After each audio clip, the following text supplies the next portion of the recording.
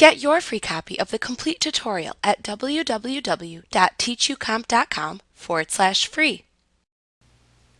Besides the standard report wizard, which is certainly the most common of the report wizards that are available to use, you can also use the wizards to create crosstab reports, mailing labels, and reports that are based on OLAP data sources. You can choose the crosstab report wizard to let the wizard lead you through the process of creating a crosstab report, which will generate a report which resembles the data displayed within a spreadsheet.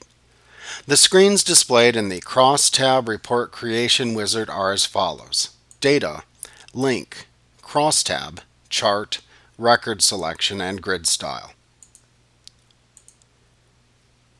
You can choose the Mailing Label Report wizard to create a multi-column report, which you can use to create mailing labels of various sizes and styles.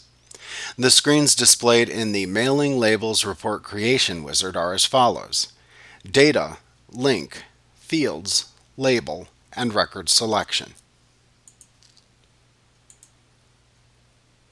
If you choose the OLAP Cube Report wizard, you'll be led through the screens in the OLAP Data wizard, which allows you to display your OLAP data in a manner similar to a crosstab report. The OLAP Report Creation wizards contains the following screen: OLAP Data, Rows and Columns, Slice and Page, Style, and Chart.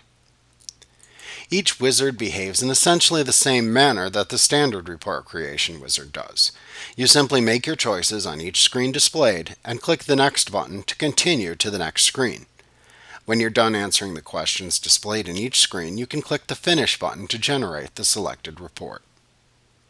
Like what you see? Pick up your free copy of the complete tutorial at www.teachucomp.com/free.